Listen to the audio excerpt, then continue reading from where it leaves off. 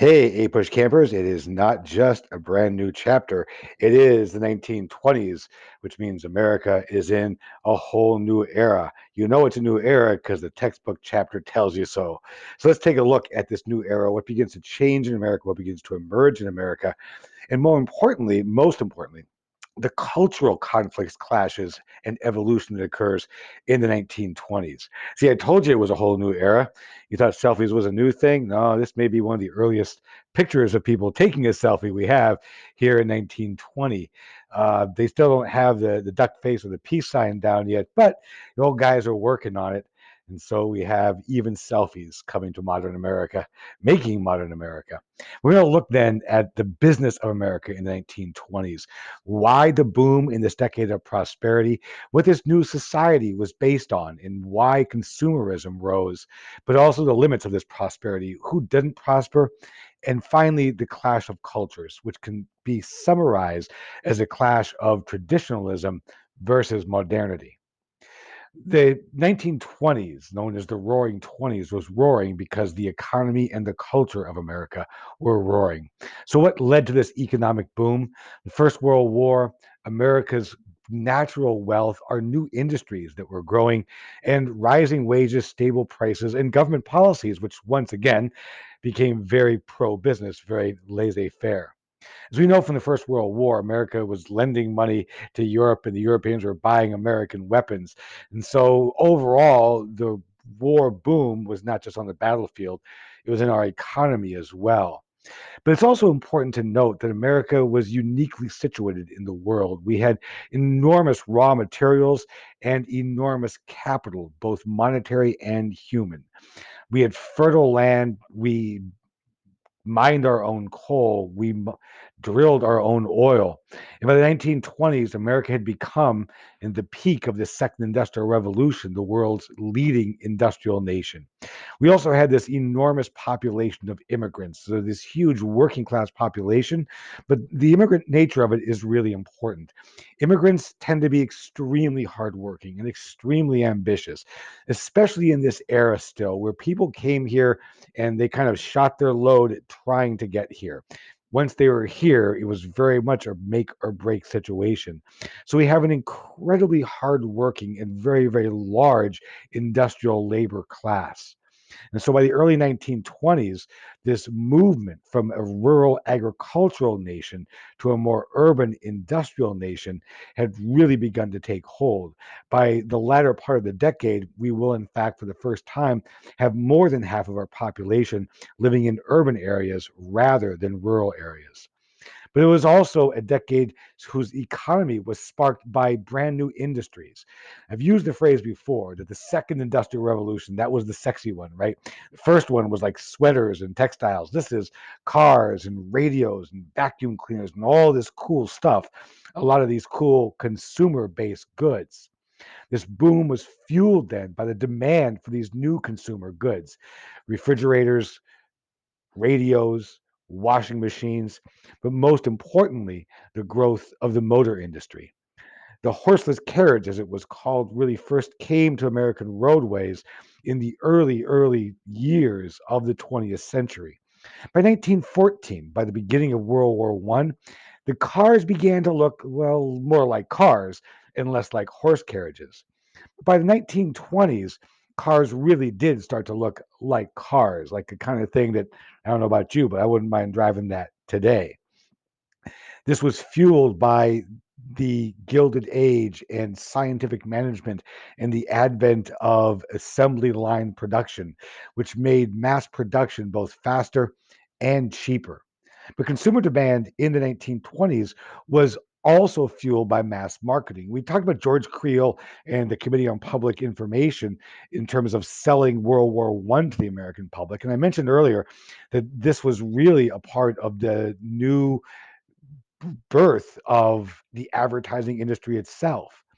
By the 1920s, marketers and advertisers had really dug their feet in, getting famous baseball players to promote their products, new products to be promoted to the American public. And the American public could afford these new products. Incomes rose by 25%, while prices remained the same or actually fell because assembly line and mass production made goods more cheaply. By 1925, Ford Motor Company was producing a new car every 10 seconds it rolled off their line. This pushed down prices and made goods more accessible to ordinary people. So remember, we've had this huge population explosion, both from immigration and through internal growth from the Gilded Age through the Progressive Era and World War One. And if you're a marketer, if you're a business person, if you're an advertiser, those are customers. And suddenly now you have this enormous population of ready to go customers who can afford these new products.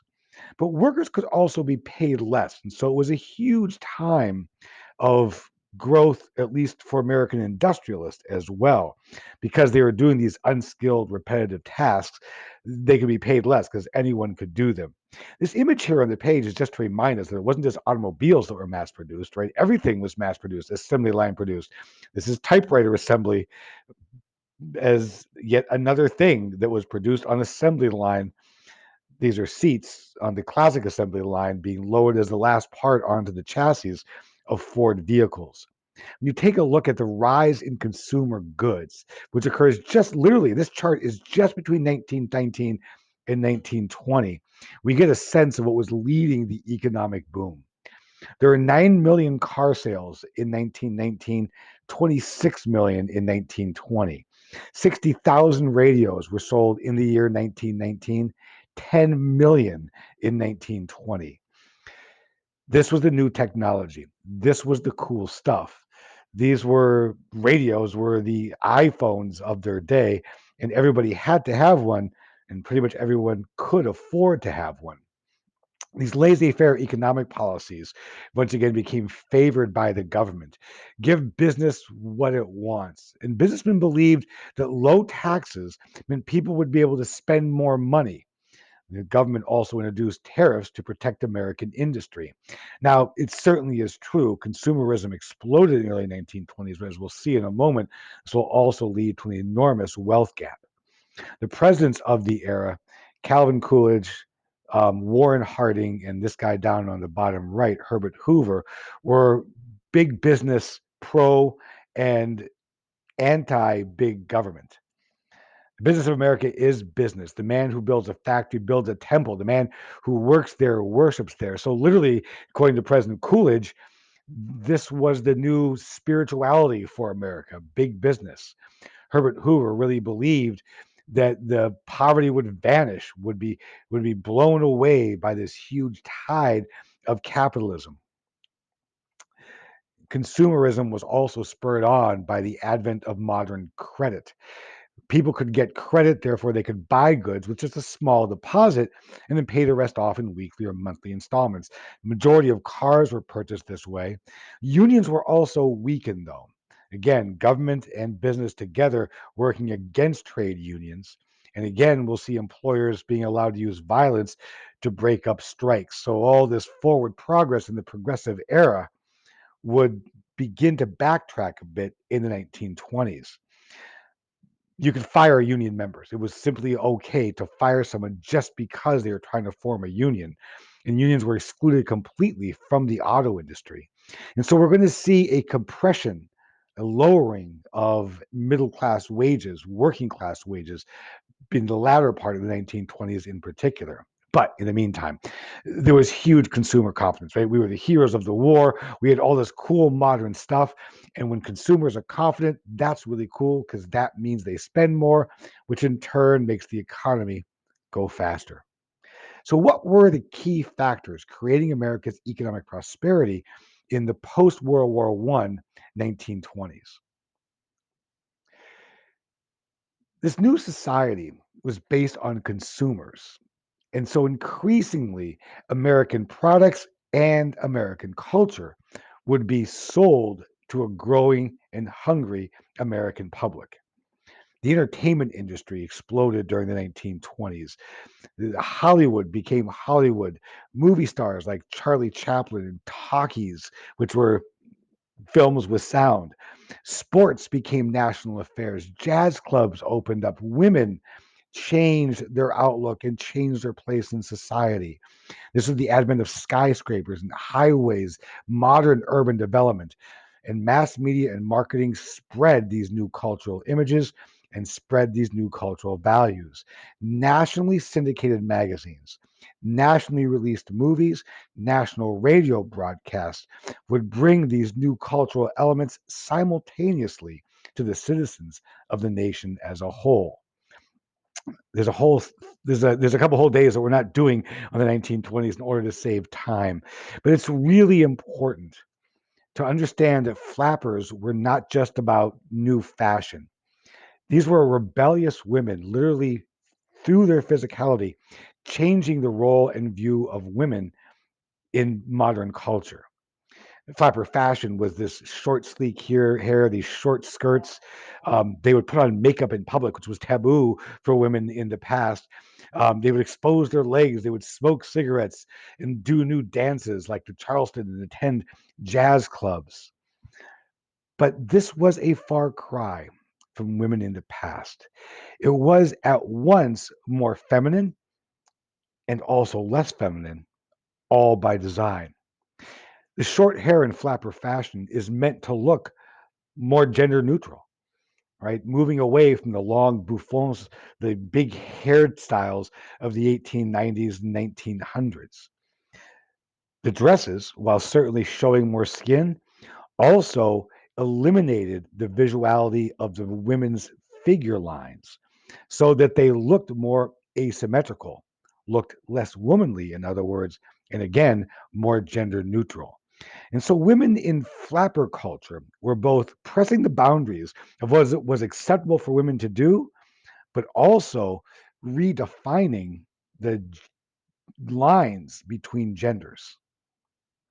But nothing changed American culture more than the automobile. There's nothing more American than the automobile. It represents freedom, it represents individuality. And the auto industry provided over 6 million new jobs. By 1929, there were 26 registered automobiles in America. One out of every five Americans owned a car. National media, national radio, all projected now sports into the mainstream of American culture. It's a multi-billion-dollar industry today, and this all begins in the 1920s.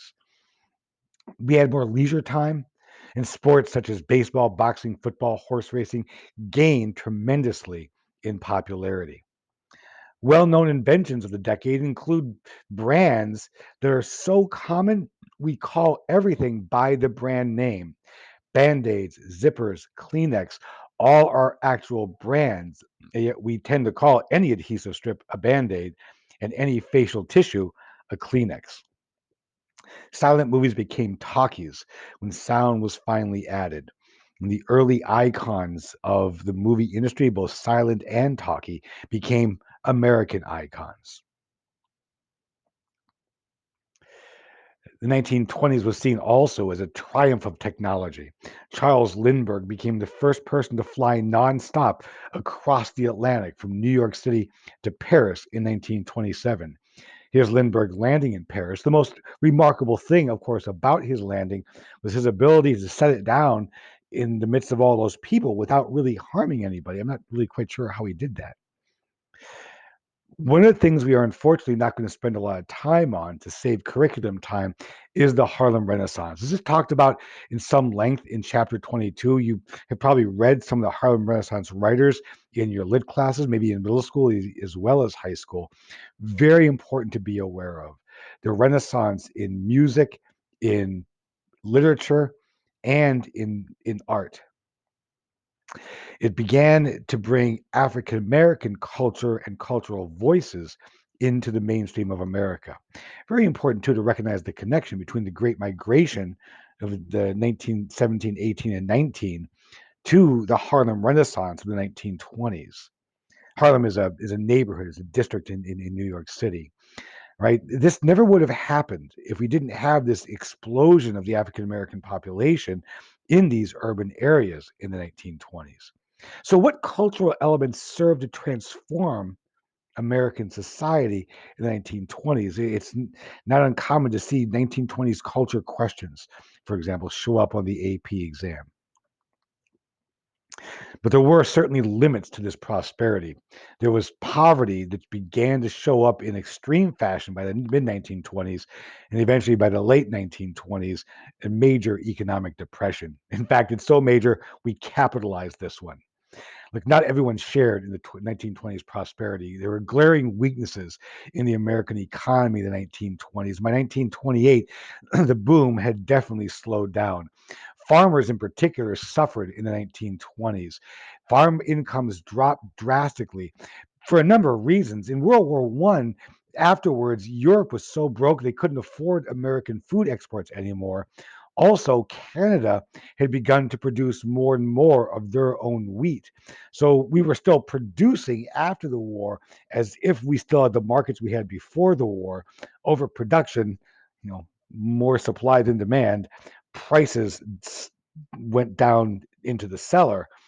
Also, something we'll study in a bit, the Dust Bowl during the Great Depression would lead to an erosion of the soil and an enormous erosion of confidence and stability in rural America. Labor also suffered as the 1920s rolled on. 32% of the wealth in America went to the richest 5% of the people, and only 10% of all the wealth in the United States went to the poorest 42%. That bar graph you see on this slide, the lighter colored bar, that's the share of the nation's income going to the top 1% of the earners in America. And so our modern income inequality gap is the worst it's been since the 1920s. Close to half of all Americans were too poor to take part in this uh, consumer-based economic boom by the mid 1920s. So, what were the significant limits of this newfound prosperity? The 1920s, maybe more than anything else, can also historically be looked at as a culture clash, pitting the forces of traditionalism and the forces of modernity. The anti immigration feeling that rose up beginning in the Gilded Age and would continue through the Progressive Era and after World War I, the 1920s, is a part of that, right? The Immigrants Immigration Act of 1924 would cut the quota of new immigrants down to 2% of the nationality currently living in the US, but based on the 1890 census. Okay, so that's not as confusing as it sounds, right? So we're going to let how many more Greeks in this year? I don't know. We'll let in 2% of what the current Greek population is. But instead of using the much larger population numbers from like the 1920 census, Republicans in Congress got voted through to use the numbers in the 1890 census. So a much smaller total number of those immigrants. This was an effort to keep the number of immigrants low and maintain a U.S. culture dominated by Western and Northern Europeans. This, of course, on the heels of the already previously existent Chinese Exclusion Act. This act also barred Japanese immigration. The exempted Canadians and Latin Americans, we needed them for work, so we'll let them come in. But by 1931, more foreigners were leaving the United States than were arriving. We see this political illustration, right? In the way immigration restriction is even sold today. Protect yourself, protect your children, protect your jobs, right? Let's restrict immigration. African Americans would also become part of this old versus new. There were 1 million black farm workers who lost their jobs in the 1920s. They were lowest on the farm scale as they were lowest in the industrial scale. And so the first people to get laid off were the people lowest on the scale, and that was way more African Americans than anyone else. Jim Crow laws also led to extreme violence in the South. We'll see the rise of the Klan in the 1920s as well, as you see in this Klan march in our nation's capital in 1925. Nothing's more American than going to the Capitol building and unfurling the flag while you're dressed in your Klan gear. It's also a tension point between fundamentalism, religion, in science. A lot of these sound familiar, don't they? The Scopes trial famously was a case where a high school biology teacher was accused of violating what was known as the Butler Act, making it unlawful to teach evolution. He was actually prosecuted. The prosecuting attorney um, was William Jennings Bryan, that one time cross of gold speech, populist party Democratic candidate for president. Clarence Darrow, one of the most famous lawyers at the time, was speaking for the defense. The verdict found Scopes guilty, but it was overturned on a technicality. In Prohibition, this is really rural Protestant conservatives trying to push back against this growing Catholic urban society.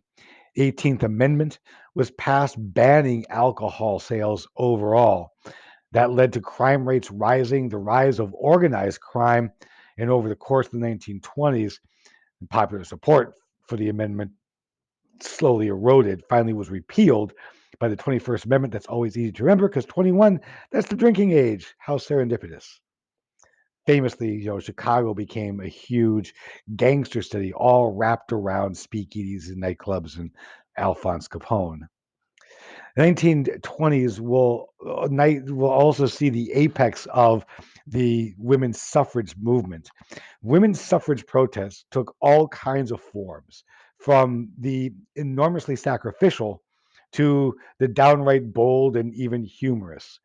These are early suffragists who would go out in public and eat pizza in their bathing suits just to annoy men, right?